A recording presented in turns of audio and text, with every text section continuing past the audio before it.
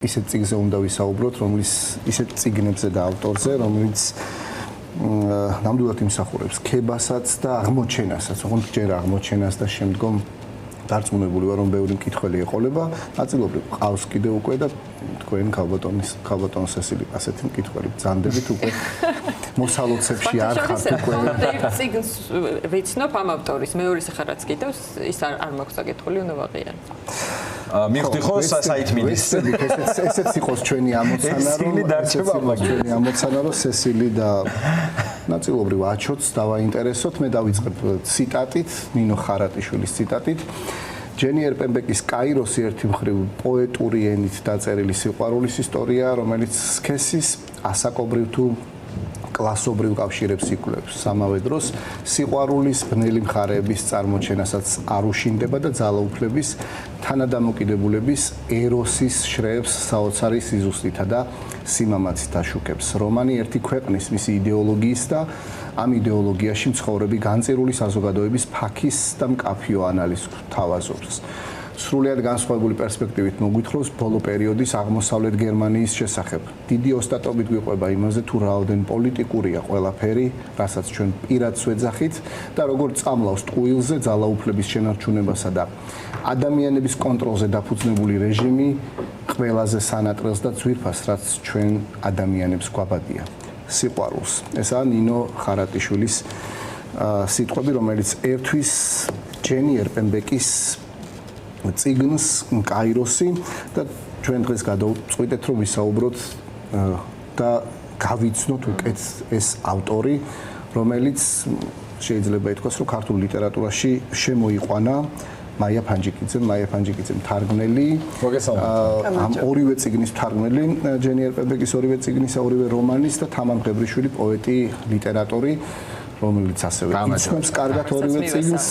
ძალიან მიხარია, რომ თქვენთან ერთად უნდა ვისაუბროთ და მოდი დავიწყოთ საუბარი ქალბატონ მაია ჯენი ერპენბეკზე, იმიტომ რომ ეს არ არის მოქმედი ავტორია, აქტიური ავტორი, აგერ ბუკერის პრემიით აღნიშნული, თუმცა პირველად ბოლო 3 წელია ფაქტობრივად რაც შემოვიდა ქართულ ლიტერატურაში. რა უნდა ვიცოდეთ მის შესახებ? დიდი მადლობა მოწვევისთვის. ჯენი ერპენბეკი არის აღმოსავლეთ გერმანიაში დაბადებული ავტორი, რომლის შემოქმედებასაც ის რომ ის აღმოსავლეთ გერმანიაშია და დაბადებული და ბერლინშია გაზრდილი, ნამდვილად ეტყობა. 1967 წელს არის დაბადებული, ეს მნიშვნელოვანია, იმიტომ რომ გერმანიის გაერთიანების შემდეგ, რა თქმა უნდა, ბევრი რამ იცვლება ადამიანების ცხოვრებაში გერმანიაში და მათ შორის შემოქმედების ცხოვრებაშიც. ის არის დაახლოებით იმ თაობის, რომელი თაობისაც არის ამ რომანის გმირი და ყველაფერი ის, რასაც წერს, რასაკვირველია, არის იმ გავლენების შედეგი, რაც გერმანიის გაერთიანებამ მოახდინა ადამიანებზე, განსაკუთრებით იმ თაობაზე. ჯენი ერპენბეკი სხვათა შორის არც ისეთი პოპულარული მწერალი იყო ადრე გერმანიაში, ბევრად უფრო პოპულარული იყო უცხოეთში, მისი რომანები ნათარგმნია ძალიან ბევრ ენაზე. რა არის ამის მიზეზი, ქალბატონ მაია? არ ვიცი, სიმართლე რომ გითხრათ, მეც მაგალითად სანამ მან არ მიიღო ბუკერის პრემია, ეს ავტორი არ ვიცოდი, მისი არაფერი წაკითხული არ მქონდა.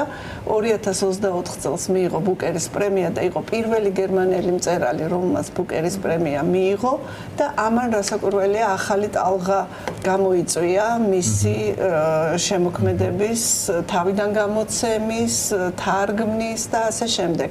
და ჩვენც დავინტერესდით მხოლოდ იმიტომ ამ ავტორით, რომ მან მიიღო ბუკერის პრემია და ინტელექტს აქვს ესეთი სერია პრემირებული წიგნები, 21 საუკუნის პრემირებული წიგნები, გვანცა ჯობავას პროექტია და ამ პროექტის ფარგლებში გადაწყდა ამ წიგნის თარგმნა. მე ეს ავტორი, როგორც გითხარით, არ ვიცოდი, ჩემთვის იყო აღმოჩენა, ძალიან მომეწონა, როგორც კი წავიკითხე კაიროსი და ასე ვთქვათ, სიამოვნებით თარგმნეს შემდეგ ეს წიგნი. მით უმეტეს, რომ აი ის რაც ვთქვი, რომ აღმოსავლეთ გერმანიის და დასავლეთ გერმანიის გაერთიანება იყო გარდამტეხი მოვლენა იმ ადამიანებისთვის, ვინც შეგნებულ ასაკში მოესწრო ამ ფაქტს, მეც მათ რიცხვში ვარ, რადგან მე ვსწავლობდი აღმოსავლეთ გერმანიაში და ძალიან ბევრი რამე, რაც ამ წიგნშია აღწერილი, მე თვითონ ჩემი თვალით მინახავს, გამომიცდია, მიფიქრია და აქედან გამომდინარე, ხო, ძალიან ახლობელი იყო ჩემთვის ის თემა, რომელსაც ეს წიგნი ეხება. მთელი ეპოქის ანალიზია თითქოს არ არის მხოლოდ რაღაც ორი ადამიანის სიყვარულის ამბავი. არა, რასაკვირველია, იმიტომ რომ მაშინ იქნებოდა ძალიან ბანალური, უბრალოდ სასიყვარულო ისტორია ახალგაზრდა გოგოს და ხანში შესულ კაცს შორის, მათ შორის ასაკობრივი განსხვავება ძალიან დიდია, 30 წელზე მეტი, მაგრამ თავისთავად ის, რომ ეს კაცი იმ პერიოდში, როდესაც ეს ქალი და კაცი ერთმანეთს ხვდებიან, არის ამ ახალი ქვეყნის, ანუ გერმანიის დემოკრატიული რესპუბლიკის ტოლი ფაქტიურად და მისი პირველი თაობა ხდება ამ სახელმწიფოს ბოლო თაობას, ასე ვთქვათ, იმ თაობას, რომლის ახალგაზრდობაშიც ეს ქვეყანა ინგრევა. და ეს იმდენად მნიშვნელოვანია, რომ ყველა ისტორიული ფაქტი, ისტორიული მომენტი, რომელიც ძალიან მსუბუქად არის ამ წიგნში შემოსული, ფონად გასდევს ამ სასიყვარულო ისტორიას და ერთი მეორეში ირევა ეს პირადული და სახელმწიფოებრივი, გლობალური და ლოკალური და ამითია სწორედ ძალიან საინტერესო ეს წიგნი. ეს მისი ბიოგრაფიის ნაწილიც არის. აი ეს არის ძალიან მნიშვნელოვანი, იმიტომ აღნიშნე მისი დაბადების წელი.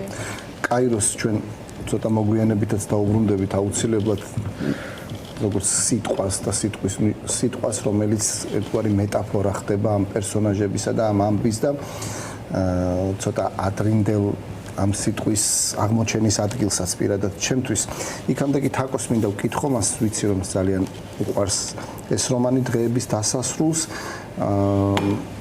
სულიერ განსხვავებული წიგნია კაიროსისგან. უფრო ადრე დაწერილი, ექსპერიმენტული ნაწარმოები, საინტერესოა მისი სტრუქტურა.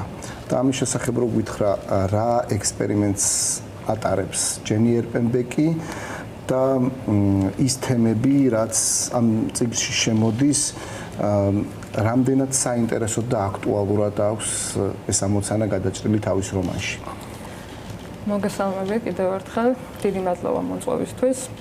რაც შეეხება ამ წიგნს, ერპენბეკის დღეების დასასრულს, სხვადასხვა კრიტიკულ წერილში, რომელიც არც თუ ისე ცოტაა დაწერილი ერპენბეკის ამ რომანის შესახებ, ხშირად წავიკითხავთ ასეთ ფრაზას, რომ ერპენბეკი არის პოსტმოდერნისტი ავტორი, რომელსაც ხშირად ახასიათებს ექსპერიმენტული თხრობის სტილი. ყველაზე კარგად ალბათ ჯენი ერპენბეკმა ეს ექსპერიმენტული თხრობა სწორედ ამ რომანში გამოხატა და ეს სწორედ ამ რომანის სტრუქტურაზე მეტყველებს. 2008 წელს ჯენი ერპენბეკს გარდაეცვალა დედა. ერთ-ერთ ინტერვიუში ამბობს, რომ სწორედ ეს ტრაგიკული ფაქტი გახდა იმ ფიქრის აღძვრის მიზეზი, რამაც ეს რომანი დააწერინა. ეს არის შემთხვევითობის პრინციპები რომანში. კერძოდ, რა მოხდებოდა თუ შემთხვევითობა გახდებოდა, ასე ვთქვათ, ნარატივის მთავარი მაპროვოცირებელი. ჯენი ერპენბეკმა ეს გამოხატა იმით, რომ წიგნი შედგება 5 ნაწილისგან და ეს არის 5 დამოუკიდებელი ამბავი. შეიძლება მკითხველმა ეს ამბები დამოუკიდებლადაც კი წაიკითხოს და საერთოდ არ აღიქვას, რომ ეს არის ერთიანი რომანი. მაგრამ თუ პირველ ამბავს, პირველ წიგნს დავაკვირდებით, აქ ჯენი ერპენბეკი ტოვებს ყველა იმ მინიშნებას, რომელიც შემდეგ ნაწილებში გადადის და ეს მინიშნებები არის მუდმივად გაფანტული ტექსტში. მათ შორის კაიროსთან მიმართებით ამბობს, რომ ენა არის ის მექანიზმი, რომელსაც არა მხოლოდ რაღაცის აღწერა შეუძლია, არამედ შეუძლია დაიტიოს ყველაზე დიდი სიჩუმე და დუმილიც. აი ამ სიჩუმით და დუმილით ამ წიგნშიც თამაშობს ჯენი ერპენბეკი და ერთი შეხედვით მარტივი მინიშნებები, მარტივი მეტაფორები ხდება ძირითადი ბრმა ამ წიგნებს შორის. წიგნი შედგება 5 ნაწილისგან. 5 დამოუკიდებელი ამბავია, რომელსაც ერთვის ინტერმენცუები. სწორედ ეს ინტერმენცუა ეს შემთხვევითობის პრინციპზე აგებული ტექსტი. ამბავს გუყობა, მაგალითად, პირველ წიგნში ეს არის გლოვის ფენომენი და მე პირადად, როდესაც ამ წიგნის კითხვა დავიწყე და დავაკვირდი, რამდენად მძიმე იყო ეს გლოვის ფენომენი პირველ ნაწილში და გამოიხატებოდა ეს ჩვილის სიკვდილში, ახალგაზრდა ოჯახს, ცოლ-ქმარს გარდაეცვლება ჩვილი და ეს არის ებრაელი წარმოშობის ოჯახი, რომელიც ებრაული წესის მიხედვით გლოვობს საკუთარ შვილს, რომელიც სულ რაღაც 3-4 კვირის არის. და ებრაული წესის მიხედვით ქალი უნდა იჯდეს მარტო ამ გარდაცვლილი ბავშვის ოთახში, პატარა სკამზე, ერთგვარ ტაბურეტზე და მას უწევს გლოვის გამოხატვა. იმ დღის დასასრულს, როცა სიკვდილი მოდის, ყველაფერი მაინც არ სრულდება. კი ბატონო. და არის კიდევ ეს არის ერთ-ერთი მთავარი გამხსნელი ფრაზა ამ რომანის. კი, და სწორედ აი ამ პირველ ციკლში ამბობს ასეთ რამეს ერპენბეკი, რომ რა იქნებოდა სამყაროს რომ მართავდეს შემთხვევითობა და არა ღმერთი. და ერპენბეკი სწორედ ამ სამყაროს გვთავაზობს თვითონ, შემთხვევითობის პრინციპზე აგებული სამყაროს, სადაც რა იქნებოდა თუ პრინციპი არის ყველაფრის გამსასწრელი და ეს ჩანს იმ ინტერვენციებში, რომელიც თვითონ ნაწილს ერთვის. მაგალითად, რა იქნებოდა თუ ჩვილი არ გადაიცვლებოდა და ეს არ არის მხოლოდ ერთი ინდივიდის, ერთი პიროვნების ცხოვრება და მასზე ზეგავლენა. არამედ აქ მივხვდებით იმისა, რომ პერსონაჟებს სახელი არ ქვიათ და არის უსახელო პერსონაჟი ყველა. ეს პერსონაჟი ერთი ცალკეული ინდივიდი მოქმედებს ყველაზე. ანუ ყველა ცხოვრებას ცვლის, მათ შორის ჩვილის თუ არ გარდაიცვლებოდა, ის შეიცვლებოდა რა თქმა უნდა მისი ოჯახის ისტორიაც და ამბავიც. და სწორედ ეს არის ალბათ ექსპერიმენტული თხრობის პრინციპი ჯენი ერპენბეკის, რომ ჩვენ გადავდივართ ერთი სიცოცხლიდან მეორე სიცოცხლეში, ერთი სიკვდილიდან მეორე სიკვდილში და სიკვდილი არის ყოველთვის დასასრული.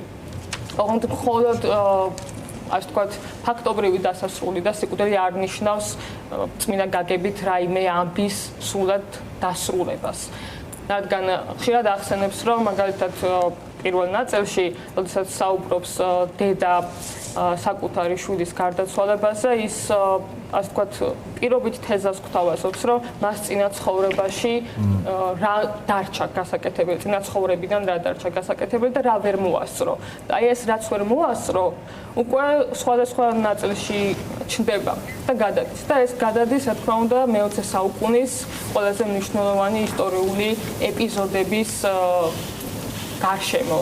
და ეს, რა თქმა უნდა, ძალიან დიდ მნიშვნელობას რა თქმა უნდა, დიდი მნიშვნელობა აქვს ჯენი ერპენბეკის ყველა რომანში.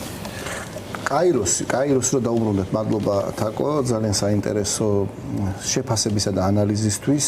მიყვარს თაკოს ანალიზების, სხვათა შორის ინტელექტის Instagram გვერდზეც ვადევნებ ხოლმე წიგნის წარდგენებს თვალს და განსაკუთრებით საინტერესო. თაკოს მიერ მოხელთებული ესა თუ ის სტილური თუ თავისებურებები, რომელიც სრულად განსხვავებულ ავტორებს ეხება, ნამდვილად საინტერესო და დასაფასებელია. კაიროსი რას ნიშნავს? შეიძლება რაღაცას დავამატებ ამ წიგნს თაკოს ნათქვამს და მართლა ძალიან კარგია, როდესაც სხვის აზრს ისმენ იმ წიგნზე, რომელთანაც ამდენი დრო გატარებული თარგმნის პერიოდს გულისხმობ. როგორც თაკომ თქვა, 5 ნაწილისგან შედგება ეს წიგნი და მისი პერსონაჟი ერთი ქალია, რომელსაც სახელი არ აქვს, მაგრამ ეს ქალი წიგნის ბოლოს, როდესაც მოხუცებულობას მიაღწევს, სახელს იძენს, ხო შორის ესე ძალიან საინტერესოა. ანუ რა იქნებოდა, რო არ მომკვდარიყო მაშინ ჩვილის ასაკში, როგორ წავიდოდა მისი ცხოვრება. შემდეგ ვიყვება, როგორ წავიდოდა მისი ცხოვრება რაღაც ეტაპამდე. აი მაშინ რა მოხდებოდა, თავი რო არ მოეკლა, იმიტომ რომ მეორე წიგნში თავს იკლავს ეს იგივე პერსონაჟი. თავი რო არ მოეკლა, მაშინ მისი ცხოვრება აი ასე წავიდოდა და ის აღმოჩნდებოდა რუსეთში კომუნისტური რეჟიმის დროს. აი მაშინ იმ კომუნისტური რეჟიმის დროს სიკვდილით რომ დაესაჯათ, რომ დაეხრიტათ, იმიტომ რომ ის არალეგალურ საქმიანობას ეწეოდა. აი მერე რა მოხდებოდა? რა მოხდებოდა და ის შეიძლებოდა ჩასულიყო ისევ თავის სამშობლოში, გამხდარიყო ცნობილი მწერალი და ასე შემდეგ. ანუ ეს შემთხვევითობები ფაქტიურად ეს არის ერთი ადამიანის ისტორია, რომელიც შეიძლება რამდენიმე ადგილას გამწყდარიყო და იქ დასრულებულიყო. მაგრამ აი სწორედ ის ციტატა, რაც ზვიადმა თქვა, არ აძლევს ავტორს საშუალებას, რომ ეს ისტორია დაასრულოს და ყვება და ეტაპებად აქვს დაყოფილი. აი იქამდე ასე იქნებოდა. მე რამე არ შეცვლილიყო, რაღაც შემთხვევითობა არ მომხდარიყო. მაგრამ ისიც უნდა ითქვას, რომ ეს შემთხვევითობა ხო ძალიან საინტერესო რამე, ალბათ ამაზე დიდი ფილოსოფიური მსჯელობა შეიძლება.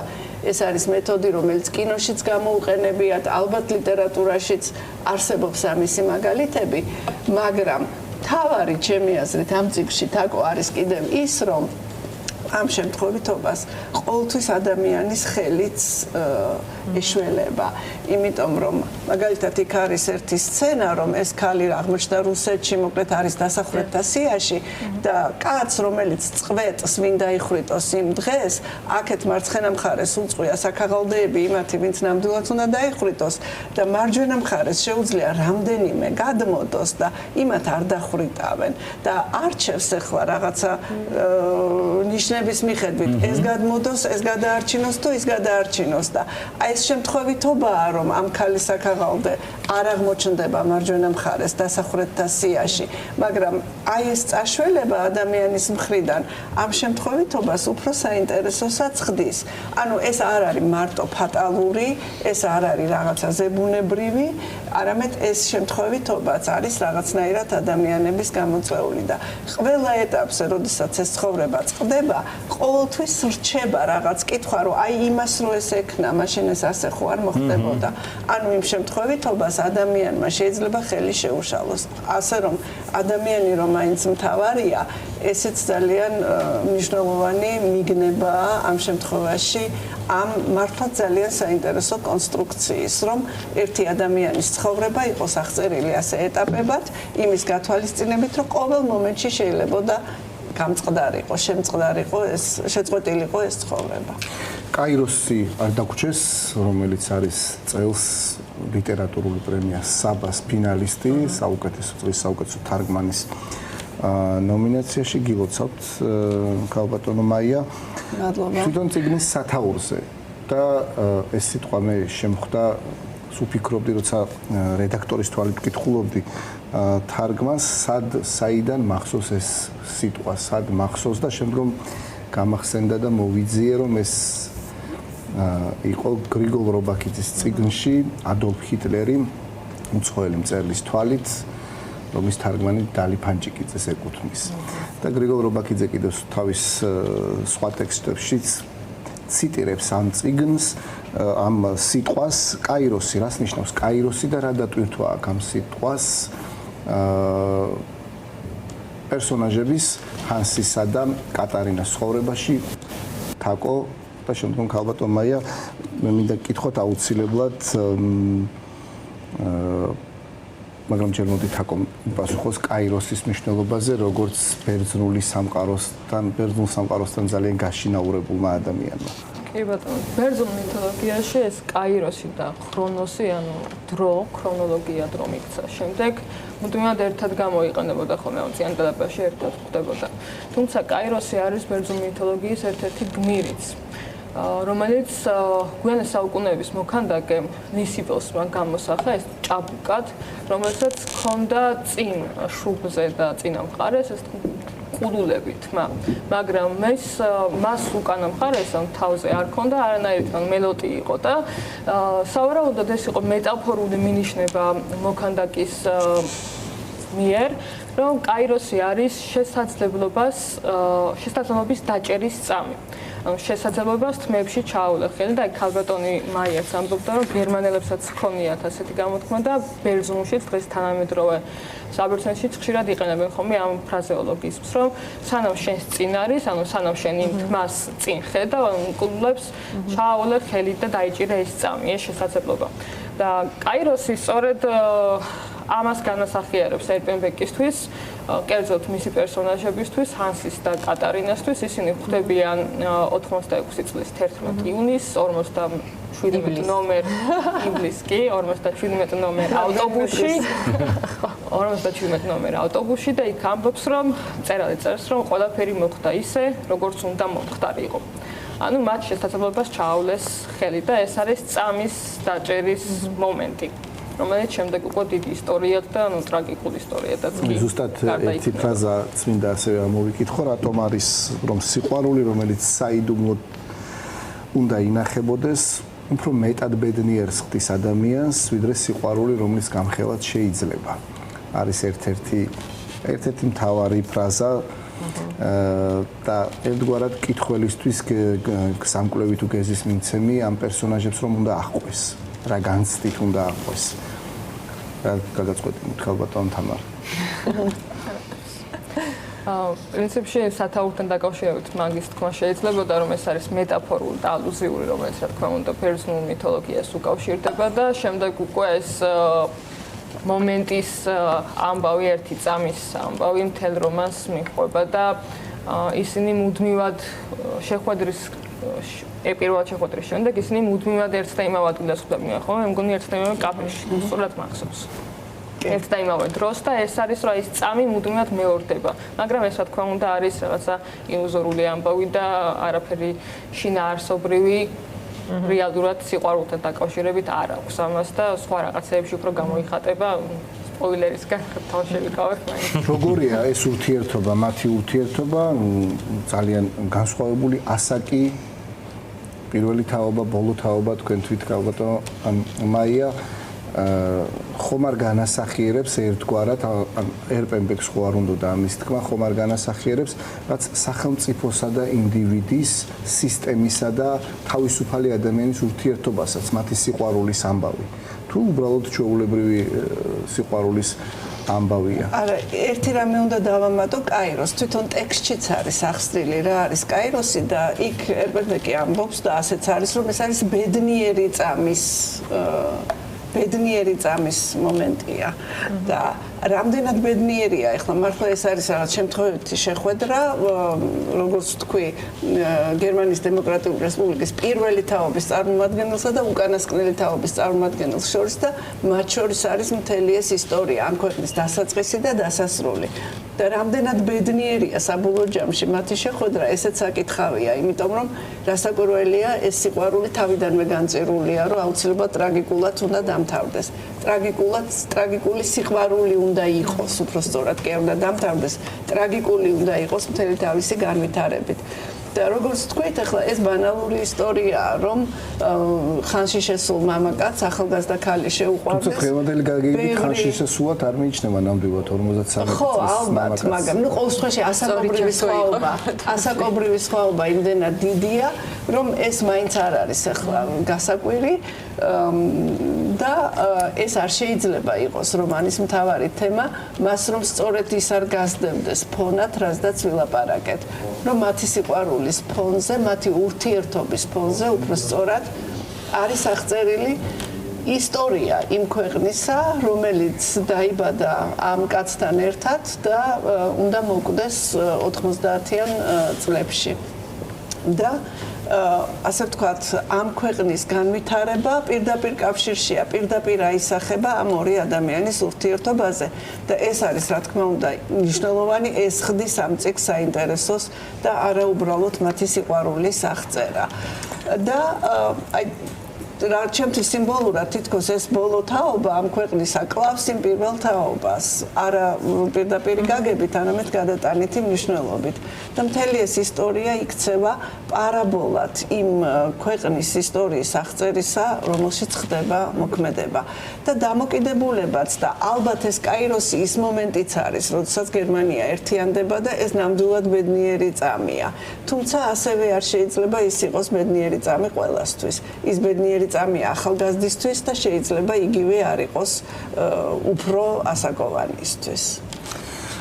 ძალიან დიდი მადლობა. მაია ფანჯიკიძე, თამარ მღებრიშვილი, ვსაუბრობთ ჯენი ერპენბეკის შესახებ, ავტორისა, რომელიც გერმანულიდან ითარგმნა ინტელექტის სერია 20-მე საუკუნის პრემიერებული წიგნები მაია ფანჯიკიძემ თარგმნელი ეს ორი რომანი მე ვფიქრობ ჩვენ სრულფასოვნად თუ არა მნიშვნელოვნად გაგვაცნობს ერთ-ერთ ყველაზე პოპულარულ ავტორს დღეს ევროპაში, ჯენი ერპენბეკს.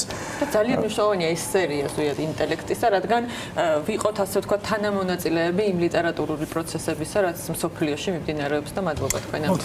დიდი მადლობა. ლოცველები როგორ ალბათობა იმის რომ ესეთი ახლა ქალბატონმა მაიამ თქვა რომ თვითონაც ამ პრემიის მერე აღმოჩნდა წარმოიდგინე ესეთი ავტორი რომელზეც დღეს ამდენი ხანია ვსაუბრობთ ესეთი მიდგომები და ესეთი გამოცემები საშუალებას გვაძლევს რომ არ გამოგრჩეს ესეთი მნიშვნელოვანი ავტორები რაც ძალიან მართლაც დროს.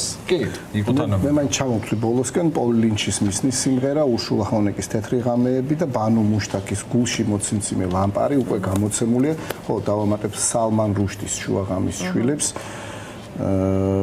რომელიც იმედი მაქვს რომელიმე არ გამოჩა და ბოდიში თუ გამომჩა მაგრამ ბოლოსკენ აუცილებლად ვიტყვი ერთი საინტერესო კონკურსის შესახებ ეს არის უკვე ზაფხულის ამბავი ბავშვებისა და მოზარდებისთვის ნანატრი არდადეგები უკვე დაწყებულია და ამ დროს ბუნებრივია მშობლები ვეცებთ იმ ადგილებს სადაც შვილები კარგად დაისვენებენ, გაერთობიან, აივსებიან დაუვიწყარი შთაბეჭდილებებით, ეს არის ზღვა, მთა, სოფელი, აგარაკი და ახალ გარემოში წარმოსახვის სხვა კარები იხსნება ბუნებრივი. ამიტომაც გაუნცობა ინტელექტი გთავაზობთ ახალ კონკურსს შენი საქართველო, შენი დასაბამი. დაწერეთ იმ ადგილის შესახებ, სადაც ისვენებ გვიანბე შენი განცდები, რა მოგწონს, რატომ გიყვარს, რა გაკავშირებს და ისიც რაც იქ პირველად აღმოაჩინე, შეგიძლია ილუსტრაციებიც დავურთო. აი ესე როგორც აი ამ ნაჩვენებ წიგნშია ნატი კარდოსოს დასაბამი. გამოგზავნე ეს ვორდის დოკუმენტში, შეგიძლიათ უფრო დაწვრილებით ამ კონკურსის შესახებ გაუნცობა ინტელექტის სოციალურ გვერდზე, Facebook-ზე და Instagram-ზე ნახოთ, აუცილებლად მიუთითეთ სახელი, გვარი, ასაკი და მშობლების საკონტაქტო ნომერი, რა თქმა უნდა, ცალკე ჯილდოს, ფულადი ჯილდოც არის გამოყოფილი, ამისთვის ჩვენ საგანგებოდ შევარჩევთ იმ ნიმუშებს, რომელიც გაერთიანდება შემდგომ ცალკე წიგნად გამოიცემა 12-დან 16 წელი არის ის ასაკობრივი კატეგორია, რომლის ფარგლებშიც რომლისთვისაც არის ეს კონკურსი და მადლობა ასევე მინდა უთხრა კავკასიის უნივერსიტეტს მხარდაჭერისთვის ამ კონკურსისა. მე ვფიქრობ 700 სიტყვაში წარმოდგენილი ეს ნამუშევარი ბევრი იქნება, უფრო და უფრო საინტერესო იქნება და 21 აგვისტო არის ის დრო, როდესაც ამ კონკურსის მსურველებს შეეძლებათ დასაბამი ინტელექტიზე გამოგზავნონ თავისი დამუშევრები და მე ვფიქრობ ახალ და ახალ საინტერესო მოზარდ ავტორებს გავიცნობთ ჩვენ. და სხვა შორის მე ვიტყოდი რომ მშობლებს ამ შემთხვევაში ალბათ განსაკუთრებული როლი აკისრებთ რომ საკუთარ შვილებს სთხოვონ ამაში მონაწილეობა მიიღონ, იმიტომ რომ მე ვფიქრობ რომ აქ შესაძლებლობები შეიძლება გამოჩნდეს ბავშვის წერის უნარები, შეიძლება ზოგს ჰქონდეს ეს უნარი და ცვენოდეს, არ ჰქონდეს არც ერთხელნაცად იმის ცხოვრებაში და ეს არის ძალიან კარგი საშუალება რომ თავისთავად გამოწოდე. მე მაგალითად როგორ გაატარეს ზაფხულის არდადეგები რო იყო ხოლმე რო უბრუნდებოდი სკოლაში, სულ მიხარდა მისი წერა, იმიტომ რომ მიდოდა მომეყოლა საერთოდ თანინ გარემოსაც უკვირდები იმ ადამიანებს იმ ინდივიდუალურ სივრცეს, სადაც იმყოფები, სადაც და მოზარდის თვალით, ბავშვის თვალით დანახული ეს სრულად განსხვავებული და შთამბეჭდავია